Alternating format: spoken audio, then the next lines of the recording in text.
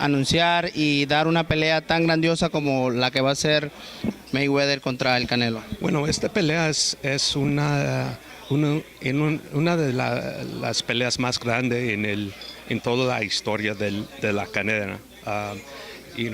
Por cuántos años teníamos las peleas de Julio César Chávez y cuántos de los más grandes de las peleas de Chávez. Y creo que esta pelea será más grande de todas las peleas de Chávez, del Tyson, de toda la historia de Showtime. Para ustedes que están en este negocio del boxeo, el día 14 de septiembre se va a paralizar el mundo para ver esta pelea. Sí, sí, sentimos que sí. Es una pelea que los fans querían, que los fans pedían, y esos dos gran campeones. Showtime pay-per-view. Highlighted a couple of the bigger events. Showtime's been in boxing since 1986, well over 25 years now. Showtime pay-per-view was launched a few years later, 1991. Highlighted a couple of the biggest bouts in history here. Back in 1993, Showtime Sports produced the largest boxing event ever held, 132,000 fans. It was an amazing atmosphere, if any of you saw that, Estadio Azteca in Mexico City. Then, almost 20 years to the month later, we have sort of the modern-day Mexican hero, Canelo Alvarez, setting an attendance record that hasn't been matched in the last 15 years. It was an Oscar de la Hoya fight back in 1997, was the last fight that did the kinds of numbers that Canelo has done. So again, to echo Richard's point, we are seeing numbers in every area, from live game attendance to ratings to website traffic, which really established the popularity of this matchup.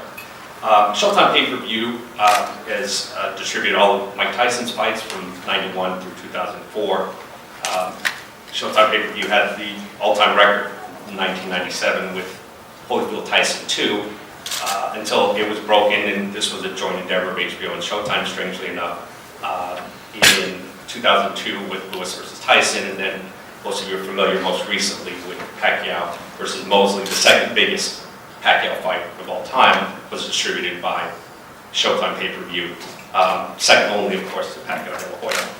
So in terms of the support on this fight, really what we're getting from CBS, our parent company, is visibility and promotion on a scale that, quite honestly, we've never seen for the sport in modern times.